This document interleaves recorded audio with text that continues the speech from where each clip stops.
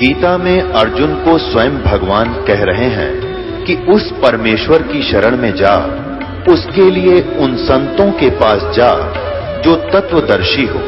इसी प्रकार हजरत मोहम्मद को उनका अल्लाह कह रहा है कि कोई और पूर्ण परमात्मा है। उसको पाने के लिए उन तत्वदर्शी संत की तलाश कर। वो प्रभु कौन है, ये जानने के लिए कृपया अवश्य सुनिए जगत गुरु तत्वदर्शी संत रामपाल जी महाराज के अमृत वचन।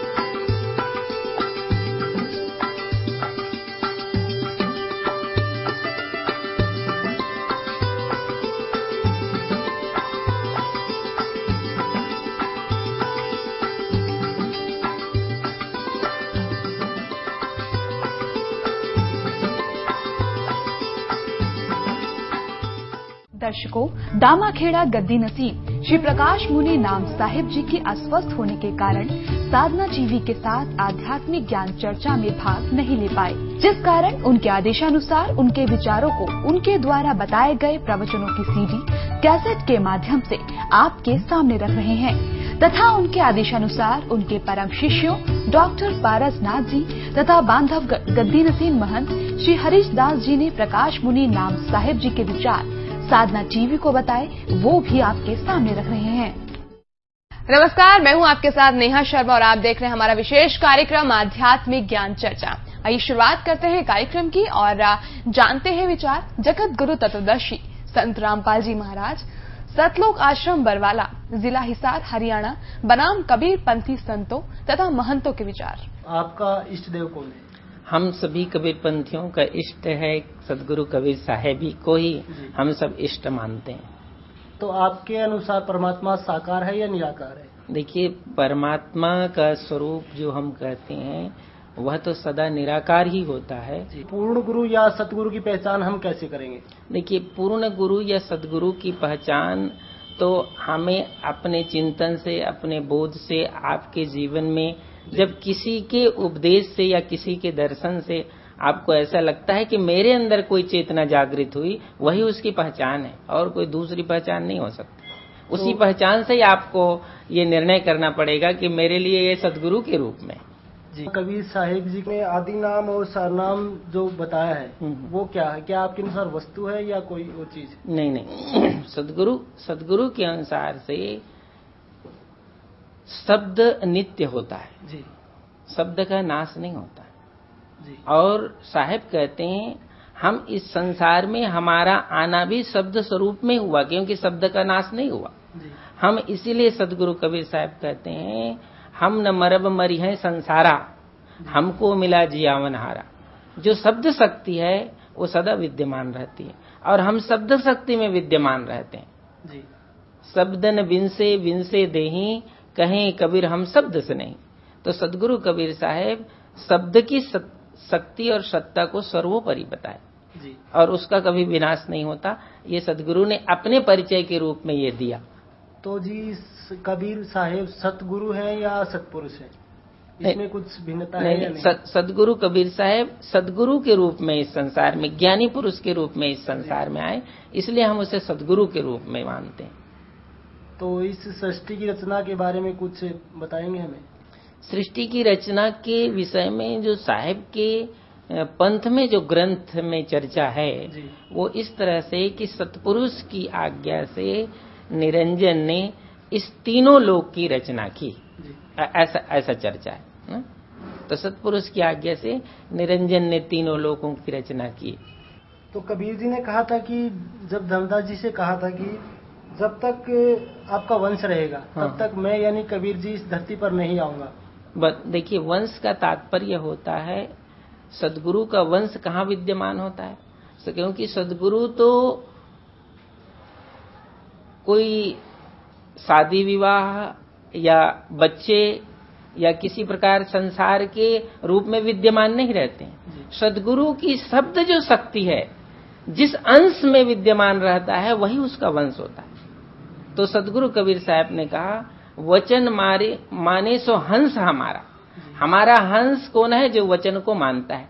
तो जब तक वचन की सत्ता एक शिष्य से दूसरे शिष्य में आता है, वही उसका अंश होता है। तो ये धर्मदास साहेब को सद्गुरु कबीर साहब ने इसी सत्ता का संदेश दिया था। जी, तो कलयुग में किस का नाम लेने से हमें मोक्ष की प्राप्ति हो सकती है? देखिए, यहाँ मुक्ति के अलग अलग मार्ग शास्त्रों में और हमारे जो भारत भूमि में अनेक धर्म चल रहे हैं, उनमें अलग अलग विभाग हैं। हमारे सद्गुरु कबीर साहब के अनुसार और धर्मदास साहब के पद के अनुसार गुरु ने जो उपदेश दिया, उस मार्ग में जिसकी सुरति और नृति है, उसी मार्ग से वह मुक्ति को प्राप्त करे। तो अब दूसरे के मार्ग से हमें कोई लेना देना नहीं, ना हमारा कोई वो साध्य है। वो तो अपनी यहाँ सुरति और नृति का जिक्र किया, ये क्या है? ये सुरति तो सबके पास है। एक सेकंड में आपकी सुरति दुनिया से के किसी कोने में चली जाती है। और शब्द है जो सद्गुरु के द्वारा बताया गया मार्ग, उसको शब्द कहा जाता है। उस शब्द में यदि आपकी सुरति स्थिर होती है, तभी वह सुरति उस शब्द स्वरूप, शब्द के माध्यम से उस स्वरूप में जाता है जहां जाए फिर हंस न आए, भव सागर की धारा, संतो सो निज देश हमारा। ये इस तरह से सद्गुरु ने शब्द के माध्यम से ये गति और मुक्ति का मार्ग बताया। अभी आपने सुने लहर तारा तालाब के गद्दी नसीम कबीर पंथी आचार्य श्री अर्ध नाम साहिब जी के विचार।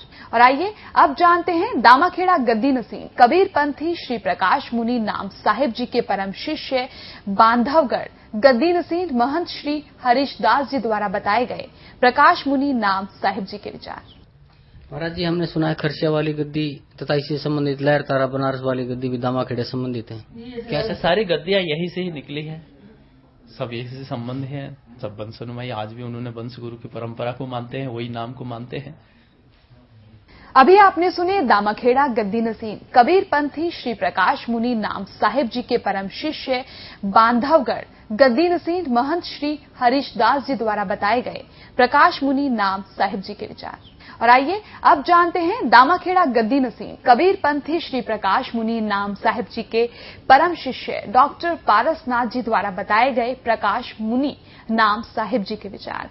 तो आप जी के जो पूज्य गुरु जी हैं वर्तमान में, जो प्रकाश मुनि नाम साहिब जी, वो अपना इष्ट देव किसे मानते हैं? वो अपना इष्ट देव कबीर साहब को ही अपना मानते हैं। डॉक्टर साहब, परमात्मा को साकार मानते हैं या निराकार मानते हैं? परमात्मा तो मतलब निराकार ही है, लेकिन हमारे यहाँ निराकार और साकार का झगड़ा ही नहीं है। गुरु के रूप में परमात्मा को देखा जाता है और उनकी पूजा की जाती है, और वो गुरु को ही परमात्मा माना जाता है। आप जी श्री धर्मदास जी की परंपरा में, आपके जो गुरु जी हैं वो श्री धर्मदास जी की परंपरा में कौन से नंबर के गद्दी नसीम हैं? वो हम लोगों के गुरु तो ये 14वें वंश गुरु थे। इनके प्रकाश नाम साहब के पिताजी और पंत श्री गिरधम नाम साहब, तो हम लोगों के वो गुरु थे और उन्हीं के पुत्र ये हैं। अब ये बैठे, ये भी हमारे गुरु है, आराध्य हैं। तो आप इनको अभी गुरु मानते हैं या गुरु भाई मानते हैं? नहीं, प्रकाश नाम साहब को गुरु मानते हैं। अभी आपने सुने दामाखेड़ा गद्दी नसीम कबीर पंथी श्री प्रकाश मुनि नाम साहिब जी के परम शिष्य डॉक्टर पारसनाथ जी द्वारा बताए गए प्रकाश मुनि नाम साहिब जी के विचार। और आइए अब जानते हैं जगत गुरु तत्वदर्शी संत रामपाल जी महाराज सतलोक आश्रम बरवाला जिला हिसार हरियाणा के विचार। दंडवतम गोविंद गुरु बंधु अभिजन सोहे, पहले भये प्रणाम तिन नमो जो आगे। अब ये जैसे दामाखेड़ा वाले हैं, इनके सेवक से कोई पूछता है कि आपका गुरुजी कौन है, तो कुछ एज्ड व्यक्ति है, वो कहता है कि मेरे गुरुजी पंत श्री गिरध नाम जी हैं। और पंत श्री गिरध नाम जी श्री प्रकाश मुनि जो वर्तमान में दामाखेड़ा का महंत उसका पिताजी भी है और उनके गुरुजी भी है।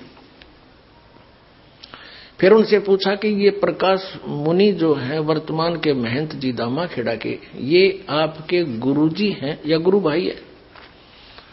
तो बोला भगत बिना ज्ञान कैसे बोला हुआ भाई? कहते ये मेरे गुरुजी है। इब तक गृद मुनि को क्या था, मेरे गृद नाम मुनि मेरे गुरुजी है, अरिब का प्रकाश मुनि भी मेरे गुरुजी है।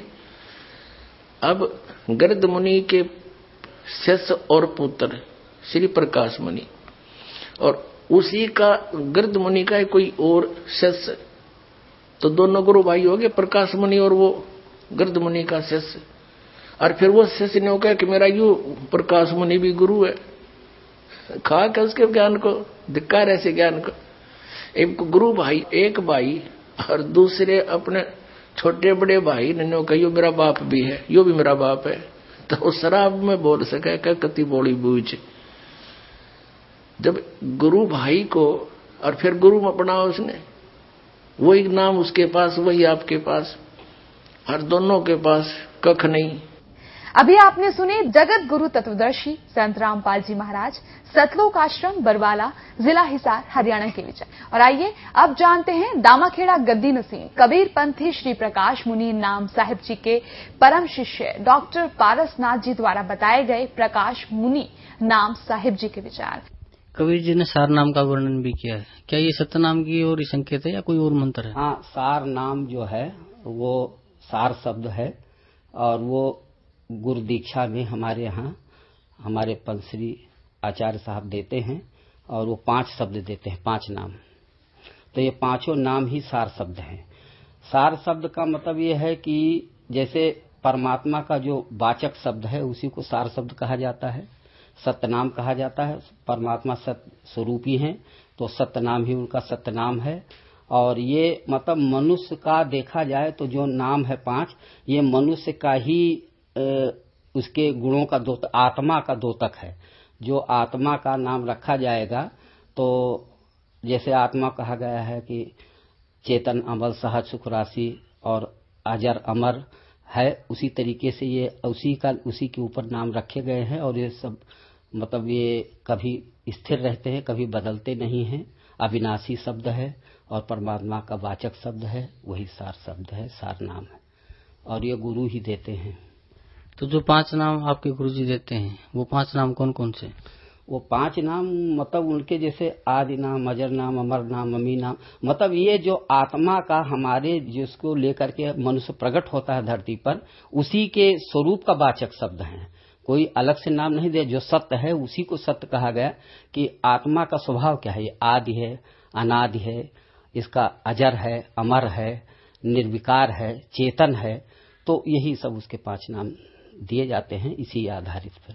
अभी आपने सुने दामाखेड़ा गद्दी नसीम कबीर पंथी श्री प्रकाश मुनि नाम साहिब जी के परम शिष्य डॉक्टर पारसनाथ जी द्वारा बताए गए प्रकाश मुनि नाम साहिब जी के विचार। और आइए अब जानते हैं दामाखेड़ा गद्दी नसीम कबीर पंथी श्री प्रकाश मुनि नाम साहिब जी के परम शिष्य बांधवगढ़ गद्दी नसीम महंत श्री हरीश दास जी द्वारा बताए गए प्रकाश मुनि नाम साहिब जी के विचार। नमस्कार, आज हम बात करेंगे कबीरपंथी महंत बांधवगढ़ गद्दी के गद्दी नसीन श्री हरीश जी के साथ, और जानेंगे उनके विचार साहिब धर्मदास जी के बारे में और कबीरपंथ के बारे में। महंत जी, सबसे पहले मैं आपसे ये जानना चाहूंगा, बांधवगढ़ गद्दी के बारे में अपने कुछ विचार रखें। बांधवगढ़ गद्दी तो ऐसे एक महान भूमि है जहाँ पे सदगुरु कबीर साहब के परम शिष्य धनी धर्मदास साहब की जन्मभूमि है, और उन्होंने वहां पे स्वयं सदगुरु कबीर साहब आए, धनी धर्मदास साहब को अपने सारे उपदेश दिए। और धनी धर्मदास साहब भी ऐसे भक्त निकले, सदगुरु के भक्त जो अविरल है इस संसार में, और ऐसे भक्त की जन्मभूमि और कर्मभूमि की महान ही अलग होता है।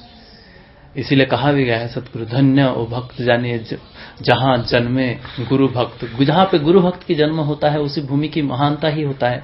और ऐसे महानता भक्त को देख के सतगुरु कबीर साहब उस भूमि में आके, जहां पे सतगुरु कई वर्षों तक, लगभग 35 वर्ष तक वहां रख के धनी धर्मदास साहब को वो ज्ञान उपदेश दिए हैं, तो उस भूमि की महत्वपूर्ण भूमि है वो। तो महाराज जी, आप जी श्री धर्मदास साहिब जी के परंपरा में कौन से नंबर के गद्दी नसीन हैं?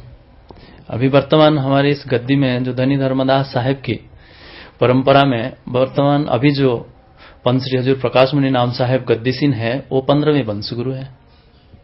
तो प्रकाश मुनि नाम साहेब जी से आपका क्या संबंध है? वो हमारे सदगुरु ही है। महाराज जी, जो आत्माएं मुक्त होकर सतलोक में जाती हैं वे सतलोक में भिन्न रहती हैं या सतपुरुष में ऐसे लीन हो जाती हैं जैसे बूंद समुद्र में? तो इसमें तो कोई सवाल था ही नहीं, आत्मा और परमात्मा में तो कोई अलग नहीं थे, वही तो। इसलिए रामायण में भी लिखा गया है जो ईश्वर अंश जीव अविनाशी। जब ईश्वर का अंश होता है, जीव होता है, वो अविनाशी होता है। अब देखिए, आप इसमें सवाल जीव और परमात्मा कोई अलग तो होता ही नहीं। महाराज जी, जो मंत्र दीक्षा आप अपने श्रद्धालुओं को देते हैं या अपने अन्वयों को देते हैं, क्या वही मंत्र कबीर परमात्मा ने धर्मदास जी को दिया था? जी, निश्चित रूप से वही है, क्योंकि ये परंपरा ही चला है। सदगुरु कबीर साहब धनी धर्मदास साहब को दिए, उनके बाद वो, क्योंकि उन्होंने कहे थे धर्मदास तो ही लाखों दुआही, सार वस्तु बाहर ना जाइए, सार वस्तु उनको दिए थे। धर्मदास विनती किए थे, अभी क्या था तब कहे जे सार वस्तु बंसन पाही अपना सज्जू लिखाई। सार वस्तु वही धर्मदास साहब की जो दिए थे वही उनकी वंशज के पास है, वो जिसको लिखाते हैं उसी हिसाब से सबको दिया जाता है। निश्चित रूप से वही है, दूसरा कोई नहीं है।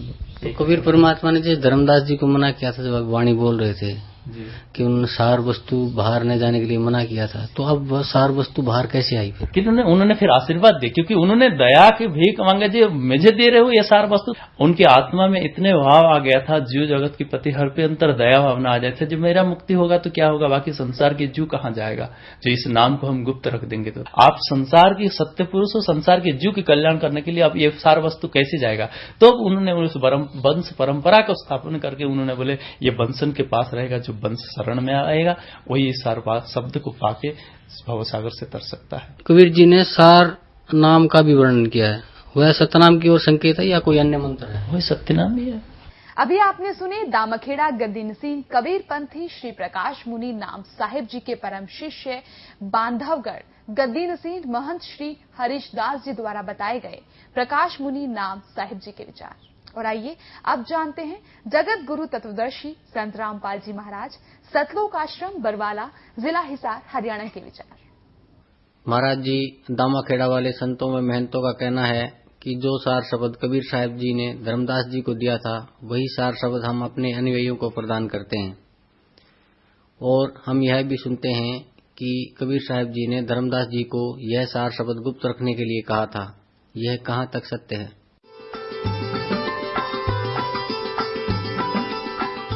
दंडवतम गोविंद गुरु बंधु अभिजन सोहे पहले भये प्रणाम तिन नमो जो आगे। पुण्यात्माओं, ये दामाखेड़ा वाले कबीर पंथी जो आदरणीय धर्मदास साहिब जी के वंशज हैं, उनसे प्रश्न किया जाता है कि क्या आप वही नाम दान करते हो जो परमेश्वर कबीर जी ने आदरणीय धर्मदास साहिब जी को दिया था? तो ये कहते हैं हाँ, यह हमारी परंपरा में वही नाम चला आ रहा है। फिर इनसे प्रश्न करते हैं कि सार नाम, सतनाम, आदि नाम, सार शब्द ये क्या वस्तु है? तो ये कहते हैं जो हम मंत्र देते हैं, अजर नाम, अमर नाम, पाताल सब सिंधु नाम, कहते ये है वो सार शब्द और यही सतनाम है। ये 5 नाम है। और फिर इनसे कहते हैं कि धर्मदास साहिब जी को परमात्मा कबीर जी ने कहा था कि धर्मदास मेरी लाख दुआई, ये सार शब्द कहीं बार न जाई। सार शब्द बार जो पढ़ी या बिचली पीढ़ी हंस नी तरही। और सार शब्द तब तक छुपाई जब लग 12 पंथ मिट जाए। अपने आत्माओं, ये कितना भ्रमित करते हैं। परमात्मा कबीर जी ने धर्मदास जी से कहा था कि धर्मदास मेरी लाख दुहाई और ये सार शब्द कहीं बार न जाई। तो इनके पास कहां से आ गया? ये कहते हैं हमारी परंपरा में चला आ रहा है। कबीर साहब ने जब मना कर दिया था कि इसको तब तक छुपाना जब तक ये 12 पंथ ना मिट जाए। अब ये 12 पंथ अब मिटेंगे। 12वां पंथ गरीबदास पंथ है, और तब तक तो एक भी पंथ ना चला था, तो धर्मदास जी ने कैसे खोल दिया आपके पास? ये कोरी झूठ बोलते हैं, स्वयं भी भ्रमित है और अनुयायियों को भी ये गुमराह किए बैठे। जैसे एक मोटा उदाहरण है, परमेश्वर कबीर जी ने इस सार शब्द को इतना कॉन्फिडेंशियल रखना था कि धर्मदास जी से कहा कि इसको कहीं बताना नहीं। फिर भी परमेश्वर ने सोचा ये कहीं ना कहीं गड़बड़ करना दे और मेरी सारी बात बिगड़ जा, काल का दाव लग जावे। तो परमेश्वर कबीर जी ने धर्मदास जी के द्वितीय पुत्र पंत श्री चूड़ामणि जी अर्थात श्री मुक्तामणि नाम साहेब जी को स्वयं दीक्षा दी और स्वयं ही आगे दीक्षा देने का अधिकारी गुरु पद पर विराजमान किया। धर्मदास जी पर विश्वास नहीं किया उन्होंने कि कहीं ये मोहवश मेरे इस अनमोल मिशन को फेल ना कर दे। ये घना नरमात्मा का है, इसको बहुत चिंता बनी रहती है अपने वंशजों की। बार बार कहता था कि आपने मना कर दिया है मुझे कि सार शब्द किसी को नहीं बताना, सतनाम भी नहीं बताना। और आप जी ने परमेश्वर मुझे 42 वंश का वरदान दे दिया कि मेरी 42 पीढ़ी तक मेरा वंश चलेगा। तो ये कैसे पार होंगे? ऐसे कहकर घना मायूस हो जाता था। परमात्मा को पता था कि यदि इसको मैंने आगे नाम देने का आदेश भी दे दिया तो ये अवश्य काम बिगाड़ देगा। तो कबीर परमेश्वर जी ने उसको आगे ना तो नाम देने का अधिकार दिया किसी अपने भी वंशजों को, और अपने ही सामने कबीर जी ने और बहुत दूर ले जाके जगन्नाथपुरी में जहां बैठकर परमात्मा ने बहुत वर्ष पहले कबीर जी ने समंदर को रोका था और धर्मदास जी को ये बहाना बनाकर लेकर गए कि चलो तुम्हें वो स्थान दिखाते हैं जहां बैठकर मैंने समंदर रोका था। सह परिवार चले गए। फिर धर्मदास जी से कहा कि धर्मदास अब तो प्रस्थान कर जा, सतलोक जाना चाहता है? कहां जी जाना चाहता हूं। कहते हैं जीवित ही समाधि दे दी उसको, जीवित समाधि ले ली, दोबारा उपदेश दिया, परवाना दिया, इस कारण से कि ये डगमग आदमी है और सार शब्द ने कि तक खोल देगा। लिखवा दिया उससे, लिख दिया उसने पूरा इस कबीर सागर परमात्मा की वाणी में। ये प्रमाण है उन्हीं के सदग्रंथों में लिखा है। दामा खेड़ा वालों की एक पुस्तक है आशीर्वाद, उस पुस्तक में ये प्रमाण है। और ये स्वयं भी बताते हैं, खुद कहते रहते हैं कि ऐसे ऐसे धर्मदास जी ने जीवित समाधि ली थी और कबीर साहब साथ जाकर के उनको समाधि दिलाई थी जगन्नाथपुरी में। इसे सुसिद्ध है कि कबीर परमेश्वर जी ने इस सार शब्द को और सतनाम को कितना कॉन्फिडेंशियल रखा। और ये कहते हैं हमारे पास वही नाम है, खा के इनके पास झूठ बोलते हैं, स्वयं भी भ्रमित है और अन्य अनुयायियों को भी ये मूर्ख बना रहे हैं। महाराज जी, आप जी का इष्ट देव कौन है?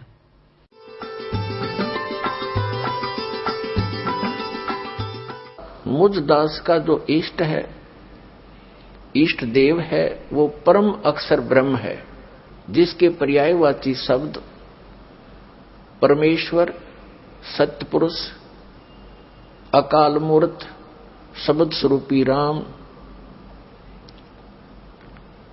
आदि उसी परम अक्षर ब्रह्म के उपमात्मक नाम है। उनका वास्तविक नाम कबीर देव है, कबीर साहब है, अल्लाहु अकबर है। इसी परमेश्वर ने सर्व ब्रह्मांडों की उत्पत्ति की, सभी प्राणियों की ये सर्व उत्पादक प्रभु है। सर्व उत्पादक का अर्थ होता है जिसने सभी आत्माओं का भी, वो जनक है, सभी आत्माओं की उत्पत्ति उसी ने की, सभी ब्रह्मांडों की उत्पत्ति उसी ने की, और 5 तत्वों तथा 3 गुणों की उत्पत्ति भी उसी परमेश्वर परम अक्षर ब्रह्म ने की, कबीर देव ने की। और वही परमात्मा, वही परम अक्षर ब्रह्म, जिसे हम संत भाषा में सत्य पुरुष कहते हैं, वो भारतवर्ष की इस पावन धरती पर सन 1398 संवत 1455 ज्येष्ठ सुदी पूर्णमासी को सुबह ब्रह्म मुहूर्त में सतलोक से अपने निज स्थान से चलकर आकर एक शिशु रूप धारण करके कमल के फूल पर विराजमान हुए। वहां से उनको नीरू नीमा नाम के एक पति पत्नी थे, वो जुलाहा जाति से थे, जुलाहा कर्म करते थे, वो निसंतान थे, उनको उठाकर घर ले गए। परमात्मा जुलाहों की कॉलोनी में रहने से, जुलाहा समुदाय में रहने से और बड़े होकर जुलाहे का कार्य करने से वो जुलाहा कहलाए। ये मुझ दास के इष्ट देव हैं।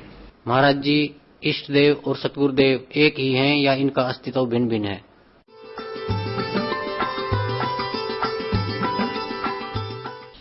इष्ट देव पूज्य परमात्मा होते हैं और गुरुदेव उस परमेश्वर इष्ट का एक प्रतिनिधि होता है जो उस परमात्मा से मिलाने की विधि बताता है। जो संत अपने सतगुरु गुरु को ही इष्ट देव कहते हैं, उनको आध्यात्मिक ज्ञान कुछ भी नहीं है, वो आध्यात्मिक गुरु नहीं हो सकते। पुण्यात्माओं, धन्य भाग हैं आपके, आपको इस समय में मानव शरीर प्राप्त है, नर या नारी का। धन्य है आपके माता पिता जिनसे जन्म हुआ, क्योंकि ये वो प्राइम टाइम है जो परमात्मा ने पूर्व निर्धारित किया था। आप जी जिस लोक में रह रहे हो, ये लोक रहने का नहीं है, लेकिन अभी तक इस काल भगवान ने अपने नकली संतों द्वारा, इन झूठे सतगुरुओं द्वारा आप जी को भ्रमित करवा रखा था, और इनके द्वारा बताई गई जो भक्ति विधि साधना थी वो यूजलेस थी, शास्त्र विधि त्याग का मनमाना आचरण था, जिस कारण से हम इस काल के जाल को न तो समझ सके और न इससे निकल सके। अब इस काल के इस जाल का नाश करने के लिए, अज्ञान का नाश करने के लिए स्वयं परमात्मा सतलोक से चलकर आते हैं, क्योंकि हम उसके बच्चे हैं। उन्होंने हमें अपने वचन से उत्पन्न कर रखा है, हम उनका अंश हैं। अपने का दुख अपनों को ही होता है। ये लोक है, यहाँ पर किसी का हाथ कट गया, किसी को कैंसर है, कोई किसी का बेटा मर गया, किसी की बेटी मर गई, हाहाकार मची, कोई सुख का सांस नहीं ले रहा, सभी पीड़ित है, रंग से लेकर राजा तक, या कोई सुखी नहीं। लेकिन आप जी को बताया था कि ये औरों से थोड़ा सा हल्का दुख हो, हमने उसी को सुख मान रखा है। कबीर साहब कहते हैं, झूठे सुख को सुख कहे ये मान रहा मनमोद, ये सकल च बिना काल का, और कुछ मुख में कुछ गोद।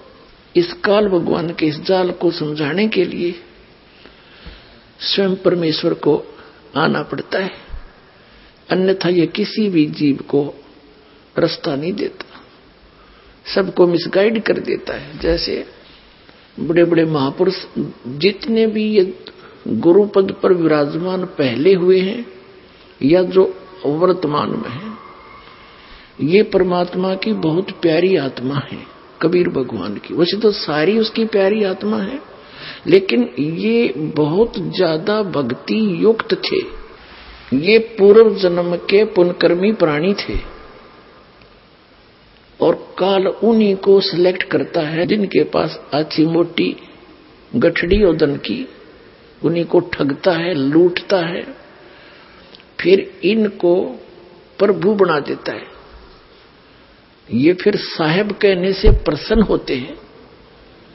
जैसे जितने भी ये कबीर पंथ में संत हैं, महंत हैं, इनको साहेब कह दे तो ये फूल जा, और साहेब ना कहे तो ये मुंह से डाले। साहेब माने भगवान है, ये जीव भगवान बन बैठा, और 1 मिनट में मृत्यु हो जाए फिर गधा बने अंडा, वो भगवान, वो साहब है। पीछा छुटवाना चाहिए था, वो बकवास घर कर गई अंदर। तो ये अच्छी आत्मा है, इनके पूर्व जन्म के संस्कार अच्छे हैं। ऐसी पुण्यात्माएं जो किसी भी क्षेत्र में इनकी रुचि हो जाए, उसी में ये बहुत अग्रसर हो जाते हैं। यदि यही संत इस राजनीति के अंदर चले जाते तो वहां भी इनकी ये दशा होती, प्रधानमंत्री पता नहीं कितने कहां तक पहुंच जाते, और ये एक दूसरे काम लाग गए। भक्तों का, मनुष्य का जीवन नाश करने का ठेका ले लिया इन्होंने। तो ये पुण्यकर्मी प्राणी हैं और इनके पूर्व जन्म के संस्कार बहुत अच्छे हैं, जिस कारण से ये इतने पाप करते हैं सारा दिन और फिर भी ये ठीक दिखे। इनके पूर्व जन्म की बैटरी चार्ज है, और जब यह बैटरी डाउन होगी,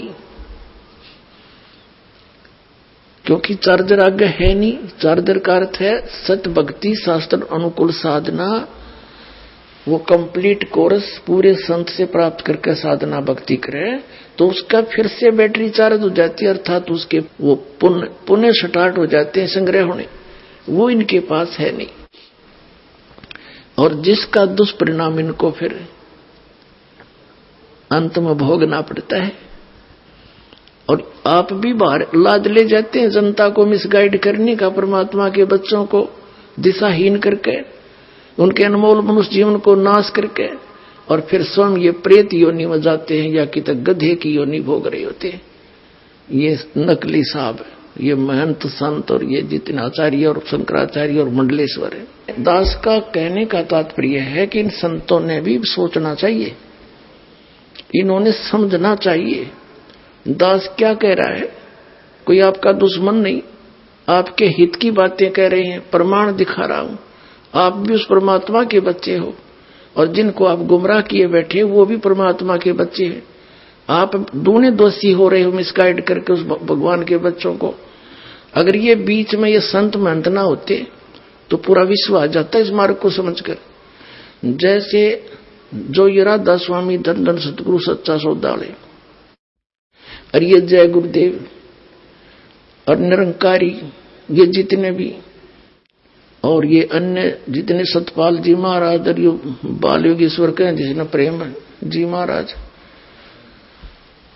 ये संत तो है नहीं, क्योंकि संत वही जो आध्यात्मिक ज्ञान से परिचित हो, बाकी वो से नाम संत रखे वो अलग बात है।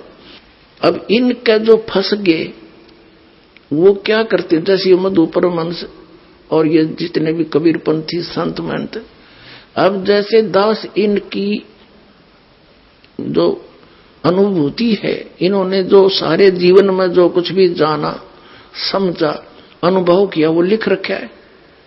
अब इस आगे ये खाक बोलेंगे, इन्होंने जो कुछ कहना सुनना था कह दिया, 10-10, 20-20, 100-100 वर्ष से लग रहे हैं ये।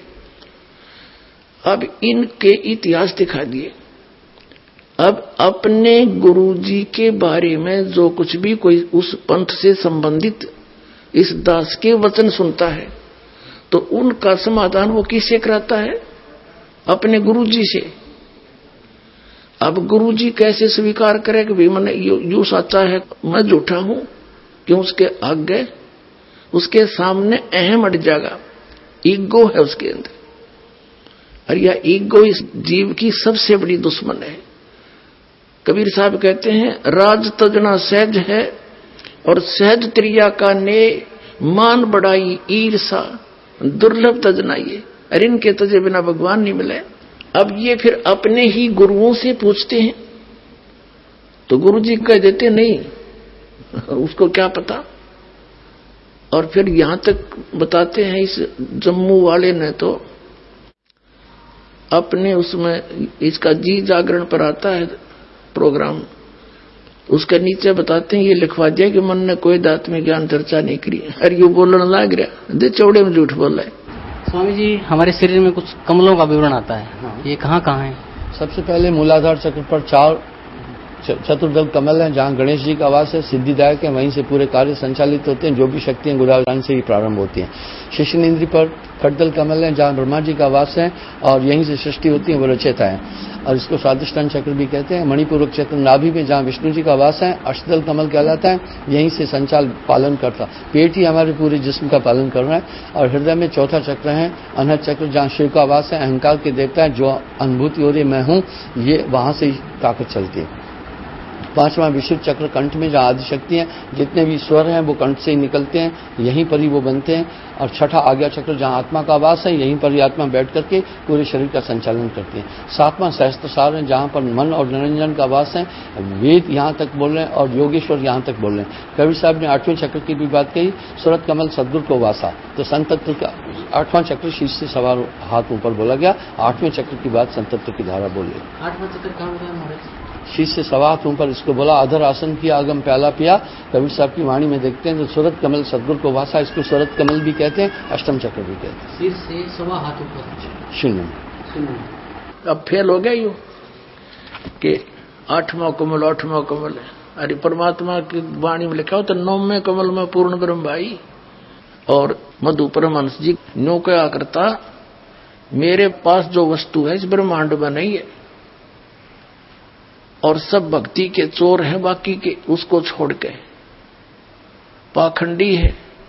बताओ, एक भक्त अभी अभी आज 1 महीने से 20 दिन से वो बता रहा था जी, मैं पहले राधा स्वामी पंथ में था, ठाकुर जी महाराज का सीधा चेला था, मैं परिचर था, यानी वक्ता था, उनका सत्संग किया करता था, आदेश दे रखा था मेरे को। और मेरे को ये भी आदेश था, दीक्षा भी दिया करता, मैं नाम देता था। गुरु जी तो थे ठाकुर जी और नाम दिया करता वो भगत जी। बताओ कोई बात हुई? ऐसे ही ये जो सतपाल जी महाराज हैं और ये इनके भाई जो बाल योगेश्वर के हैं, जिसने प्रेम रावत अमेरिका रहता है, ये भी ऐसे ही करते हैं। और भी कई ऐसे प्रोसीजर अपना रखा है। नाम तो देगा एक संत बना रखे ने, वो संत जी, और गुरु जी होगा सतपाल जी और ठाकुर जी। वाह रे शेरो, बता फेरे तले होगी राम सिंह ते और पति होगा श्याम सिंह। कोई बात है इनकी।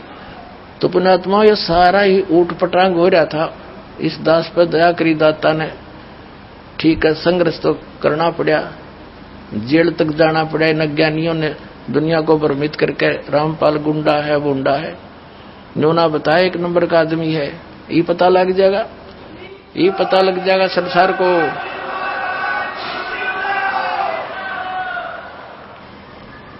तो इनका वो बता रहा था कि जी मैं वहां से छक लिया, 30 वर्ष रहा मैं वहां पर। 50,000 व्यक्तियों को मैंने वहां दीक्षा दे दी और ठाकुर जी के जोड़ दिए, राधा स्वामी वाली। फिर मेरा वहां से मन हट गया किसी बात पे। फिर टीवी देखा, इनका सत्संग सुना श्री मधु परमहंस जी का, अच्छा लगा। कुछ उनसे हटकर बात थी थोड़ी बहुत, नाम नूम दीक्षा दीक्षा वह हूं तो मैंने वहां दीक्षा ले ली। 2 वर्ष से वहां मैं जुड़ा हुआ था श्री मधु परमहंस से, जम्मू वाले से। फिर कुछ दिन के ही बाद आपका सत्संग भी आता था, वो भी सुनने लगा मैं। अब 2 वर्ष से मैं आपका भी सत्संग सुन रहा था और वो अपने सेकंड गुरु जी का भी सुन रहा था, श्री मधु परमहंस जी का। और हम ये सोचा करते थे, हमारा ग्रुप था सैकड़ों का, हम ये सोचा करते भी दोनों अपने आप को नो कहें, जो वस्तु मेरे पास है किसी के पास नहीं। अब हम निर्णय कैसे करें? या तो जब बात पड़े ये दोनों आमने सामने हो किसी दिन, हम नो सोचा करते। 10 दिन के बाद वह दया भी होगी, साधना टीवी पर दोनों आमने सामने। और सत्संग जब शुरू हुआ बड़ी खुशी हुई हमने, अगले आज इनकी दोनों की जो सच्चाई सामने आ जाएगी। मैंने सब जगह फोन लगा दिया, जो श्री मधु परमहंस के मेरे साथी चेले थे, और सब ने अपने टीवी ऑन कर लिए, इधर उधर जाके इकट्ठे होकर बैठ गए सारे ग्रुप के ग्रुप। तो वो कह रहा था जी 3 घंटे प्रोग्राम चला, और जब प्रोग्राम समाप्त हुआ मैंने तो सिर मारा धरती में पटक के, हे भगवान देख यो कित मूर्ख बना रहा था हमने आज तक। फिर लगे मेरे पास फोन आने सब साथियों के, कहने लगा ईब के करें के पायस मधु परमहंस द्वारा खाखी कति खोखा। तो हमने स्कीम बनाई, चलो वहां आश्रम में सैकड़ों की संख्या मां का नाम लेगा उस मधु परमहंस के।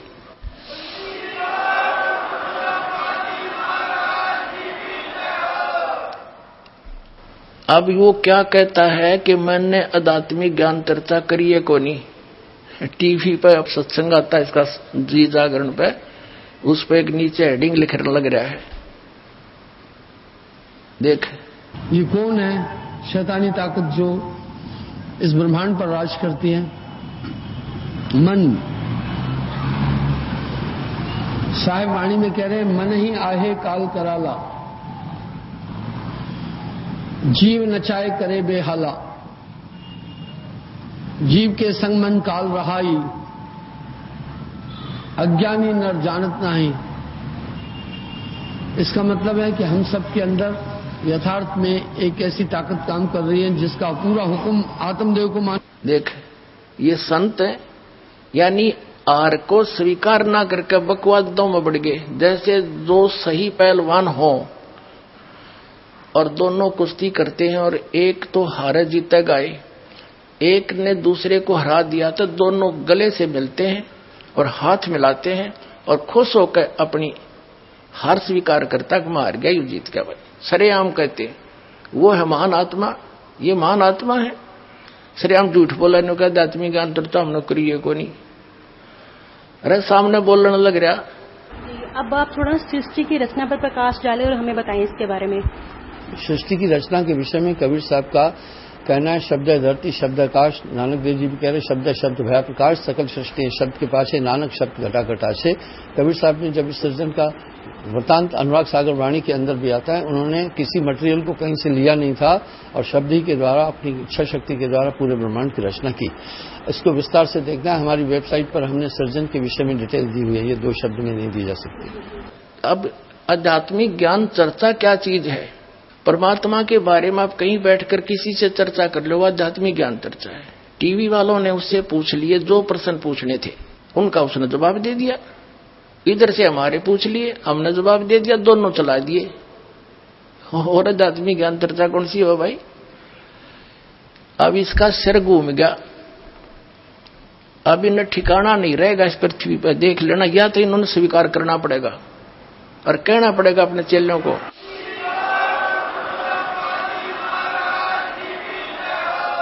एक व्यक्ति कह रहा था, नाम ले लिया उसने यहां करके, श्री मधु परमहंस जी का चेला था। वो बोला जी मैंने उनसे फोन पर बात करी उसी दौरान कि महाराज जी से बात कराओ। पहले बात करते थे, फिर बात करनी बंद कर दी। चेला ने उठाया फोन तो वो कहने लगे कि अभी यू के पाया 4-5 साल मेरे खो दिए तुमने, और ये मधु परमहंस झूठ बोला नरी। कोई तो प्रमाण दिखा दो ताकि हमारा दिल डटे, हमें कोई शांति दो। ये श्री मधु परमहंस जी 8 कमल बतावे और संत रामपाल ने ये 9वां कमल कबीर सागर में दिखाई दिया। स्वामी जी 8वां कमल कहाँ है? शिष्य सवा तुम पर इसको बोला, अधर आसन किया, आगम प्याला पिया।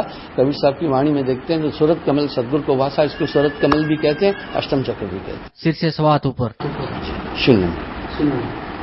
अरे यो 8वां कमल बताओ, शर्त ऊपर सवा हाथ है, किसे गए हाथ मार के देख लो है किते, छोटे में झूठ बोलने लग रहा। वो कहाँ 8वां कमल, इसने सपने में भी ना बता है। तेरा गजब फेल हो क्या प्रमाण है इनका कि फेल हो गए, जब जो नाटकीय मैंने कोई बात तय नहीं करी और ये वीडियो बोलने ना करी। और उधर से ये कहते हैं हमारा पहला नियम है सच बोलो, सच आप पे ना बोलता है।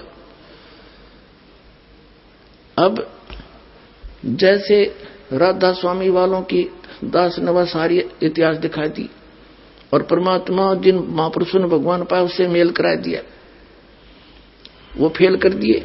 ये कबीरपंथी सारे फेल कर दिए। और जितने भी आचार्य शंकराचार्य थे इनके पास कख ज्ञान नहीं था, इनका इतिहास दिखा दिया जनता को, ये सारे फेल हो लिए। इनके पास जवाब नहीं है तो जनता आज कोई पागल नहीं है।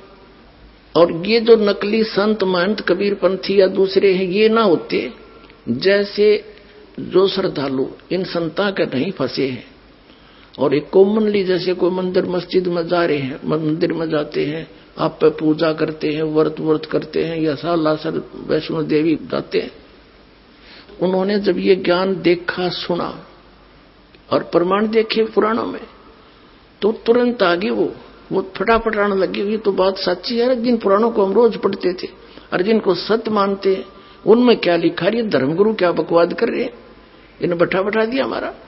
तो वो सीधे आगे। और दूसरे अभी अटके बैठे हैं क्योंकि वो किसने पूछे, अपने गुरुजी थे। गुरुजी तक जिसकी नहीं पहुंचे तो अपने उस आसपास के भगत भाइयों से। वो भगत भाई वो बांग पी रहे हैं जो उनके गुरुजी ने प्यार रखी है, तो वो इसलिए अभी वो ज्यादा बाधा बन रही है। कुछ दिन और लगेगा, इनकी जड़ नीचत कति करें की तरह काट के धर दूंगा और फिर आप पा जाएंगे बाज के। अब जैसे कोई बड़ा पेड़ होना है और वो टूट के भी गिर जा जड़ समेत, तो महीने 20 दिन तो उसमें फिर भी हरे पत्ते रह जाया करें, पर वो दिया कंडे में तो ये सारे से कर दिए, थोड़े दिन में सारे सूख जाएंगे और भगतात्मा जान जाएंगे। खकता इनके पास इतना अनमोल जीवन नाश कर दिया, 3-3, 4-4 पीढ़ी डबो इन राधा स्वामी वालों ने, इन कबीर पंथियों ने। तो पुण्यात्माओं, सत्संग किसे कहते हैं? सत्संग वो है जिसमें केवल सत्य बताई जा, झूठ का समावेश ना हो। इनके पास सारी झूठ, सतनाम की चीज नहीं इनके पास कोई भी, तो वो सत्संग नहीं है। अब सत्संग का अर्थ है परमात्मा की महिमा, परमात्मा के गुण बताए जा कि परमात्मा कैसा है, कौन है, कहां रहता है और परमात्मा की हम खोज कर क्यों रहे हैं, उससे हमें लाभ क्या होगा, ये सारा ज्ञान। और फिर वो भगवान प्राप्ति कैसे होगी, तो ये सब मिलाकर सत्संग कहलाता है। अब जैसे अब दास जो सत्संग जिस उद्देश्य से कर रहा है, इस दास का उद्देश्य है कि आप जी को जहां जहां आप लगे हुए हो और उस संत या महंत या पंथ को और उस ज्ञान को सत्य मानकर पहले उन्हीं से परिचित कराऊं कि कौड़ी को आप लाल लिए फिर रहे हो, और ये सब प्रमाण रह कर देने का दास का उद्देश्य है कि आपको इतना ट्रेंड कर दूं कि आप स्वयं परख लो और नकलियों ने छोड़ दो। तो पुणात्माओं, दास आपको वो पारखी बनाना चाहता है, इन नकलियों ने सब न छोड़ के और लाल ग्रहण कर ले, आके अपना कल्याण कराओ। धनी हो भक्ति का, आपका मोक्ष आपके परिवार का मोक्ष होगा। और एक बार ये सभी ये जितने भी नकली पंथ हैं खत्म तो होंगे, क्योंकि परमात्मा का वचन है कबीर साहब का। अभी घना टाइम ना लग गया इसमें, आते इतना इंटेलिजेंट मानव है, इंटरनेट तक बना लिए, सैटेलाइट ला बैठे, जो बिना करण का काम था उसमें लाग गए, परमाणु बना लिए और ऊपर अंडे गिरा हुए धक्के खाते। बताओ खाकी खो क्या के है बता।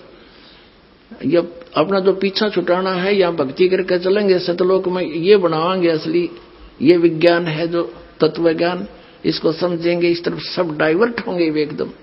आत्मा भटक रही है उसके लिए और वो भटक रहा हमारे लिए। कबीर साहब कहते हैं मैं रोवत हूं सृष्टि को और सृष्टि रोवे मोहे। कहे कबीर इस वियोग को समझ नहीं सकता कोई।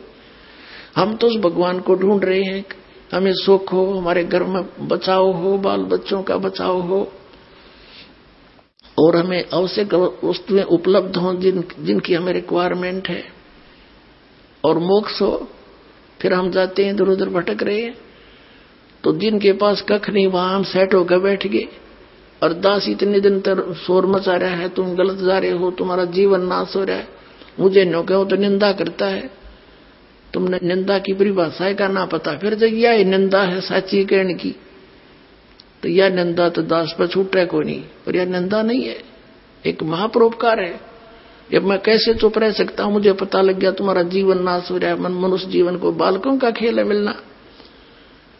अब क्या बताते हैं परमात्मा कि काल ने कहा था कि चौथे युग में जीव आप कितने ले जाना, कल युग में 3 युगों में जीव थोड़े ले जाना। तब धर्मदास जी से बात हुई थी। धर्मदास जी ने कहा था भगवान मेरे तो काल का दूत पैदा हो गया नारायण दास, ये आपने क्लियर कर दिया, तो मेरा तो काल का वंश चल पड़ा। हे परमात्मा अब मैं तो मर गया, कति कलेजा पकड़ के बैठ जाता, क्यों वैस था नरमात्मा का था, अब क्या होगा मेरा। तो भगवान ने कहा था कबीर जी ने, चिंता ना करे, तेरा 42 पीढ़ी तक वंश चलेगा। ने बोला जी इस काल का वंश चलेगा, ये तो ना चल रहा था अच्छा भगवान ने, इस नारायण दास का तो ना चले तो अच्छा, बताइए तो काल का दूत है ये। तो परमात्मा ने कहा ये नहीं, तेरे को एक और अच्छी आत्मा में अपने कोटे तो दूंगा। अब 86 साल की उम्र लिख रखी है उनके इतिहास में।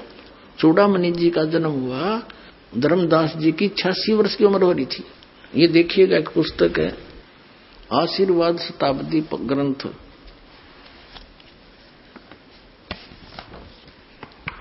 ये देखो सतनाम कितना बुढ़ा लिख रखा है, कितने अच्छे ढंग से, कख नहीं पता है सतनाम का, ये दामा खेड़ा वालों का है। ये देखिए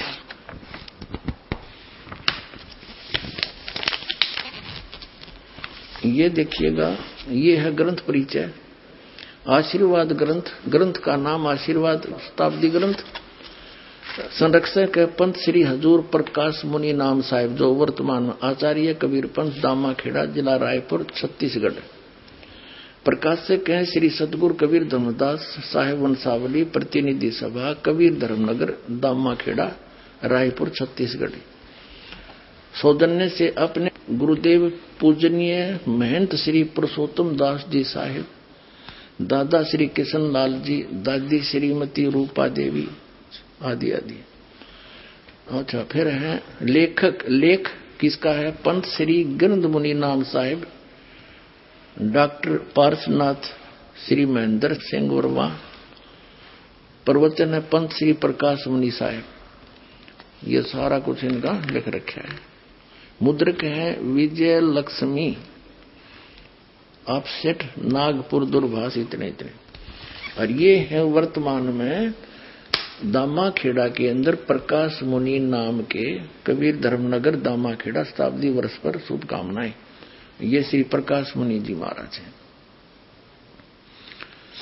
ये सन 2004 में इन्होंने कोई ये छापे हैं। अब इसमें क्या लिखा है ये देखिएगा, यहाँ लिखा है, इधर तो इसमें धनी धर्मदास जी बैठे हैं, इनका फोटो लगा रखा है। यहाँ इन्होंने प्रमाण दिया है धनी धर्मदास जी साहेब सतगुरु कबीर साहिब के अनन्य भक्त एवं परम शिष्य धनी धर्मदास साहिब जी कबीर पंथ के आधार शिला है। धनी धर्मदास जी साहिब के माध्यम से ही सतगुरु का अखंड ज्ञान और अथाह अनुभव सर्वसुलभ हो पाया। स्वयं की ही नहीं बल्कि जन जन की पीड़ा ने धनी को व्याकुल बना दिया। अब यहां देखते हैं, ये है कसौधन वैश्य कुल में पैदा हुए धनी धर्मदास जी। साहिब का जन्म बांधवगढ़ विक्रमी संवत 1452 की कार्तिक पूर्णिमा के दिन गुरुवार को हुआ था। संवत 1452 यानी 1395 में उनका जन्म बताया। सन 1395 गुरुवार को हुआ था। आपके बचपन का नाम जुड़ावन प्रसाद। आपका विवाह संवत 1480 में पत्थरटा ग्राम की जादोमती देवी की सुयोग्य कन्या सुलक्षणा देवी अर्थात पंथ की माता आमीन से हुआ और आपके एक पुत्र व एक पुत्री भी हुए। अपार संपत्ति होते हुए भी आप निर्वमानी थे। संवत 1518 में व्यापार व तीर्थ आंटन के दौरान मथुरा में सतगुरु से प्रथम भेंट ने आपको एहसास दिलाया कि आपके पास सब कुछ होते हुए भी आप नाम धन से खाली हैं। विक्रमी संवत 1520 में काशी में हुई दूसरी मुलाकात ने आपको सदा के लिए सतगुरु के अनुगामी बना दिया। यह बताते हैं, इसी वर्ष आप सतगुरु को काशी से बांधवगढ़ लाए, आरती कर दीक्षा पाए 1520 में, विक्रमी संवत 1520 में, और सर्वभावेन समर्पित हो गए। सतगुरु कबीर साहब ने आपको आत्मसात किया और सतनाम धन के साथ अटल 42 वंश का आशीर्वाद दिया। इसके फलस्वरूप विक्रमी संवत 1538 में आपके घर द्वितीय पुत्र के रूप में चूड़ामणि नाम साहिब का प्राकट्य हुआ और 1540 में सतगुरु ने एकोत्री चौका का विधान रचा और आपको पंथ का आदेश दिया। सतगुरु के हर आदेश का पालन करते हुए आप विक्रमी संवत 1568 के फागुन के मास में जगन्नाथपुरी में सतगुरु के हाथों का परवाना ग्रहण करके लोक को गमन किया। अब कहने का भाव ये है, इनका जन्म हुआ विक्रमी संवत 1452 में और दूसरा पुत्र 1538 में हुआ।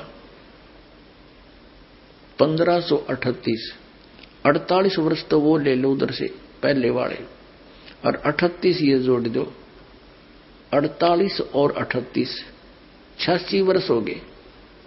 86 वर्ष की उम्र हो गई थी जब धर्मदास जी की उस समय परमात्मा ने कहा कि तू चिंता ना करे, मैंने तेरे को 42 पीढ़ी दे दी, तेरा वंश रहेगा, वंश 42 रहे, तेरा अंश रे। अब धर्मदास जी कहने लगे, हे भगवान, यूं तो काल का दूत नारायण दास और 86 साल की उम्र मेरी, अब परमात्मा क्या होगा कि तेरे एक संतान होगी मेरे आशीर्वाद। अब या उसका गला उतरे नहीं, 86 साल की उम्र होगी, अरे अब संतान होगी, ना भी नहीं करे और यश भी नहीं करे। परमात्मा अंतर्यामी थे कि यह पेट इसका विश्वास दृढ़ नहीं हुआ और वृद्ध गणा हो रहा, कदे मृत्यु को प्राप्त हो जाए, इसका इतना अठड़े कौन हो रहा है। तो परमेश्वर कबीर जी ने ऐसे आशीर्वाद किया। ऐसे सतलोक से एक बालक आया, उसके आंगन में लेट गया, हाथ पैर मारे, नवजात शिशु। अब देख धर्मदास, 10वें महीने तेरी पत्नी के गर्भ से ये बालक जन्म होगा, तेरे जच्चो चाहे ना जच्चो।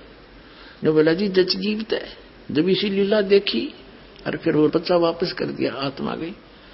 10वें महीने आमिनी के गर्भ से चूड़ामणि जी का जो है जन्म हुआ। उसको मुक्तामणि नाम साहिब भी कहने लगे।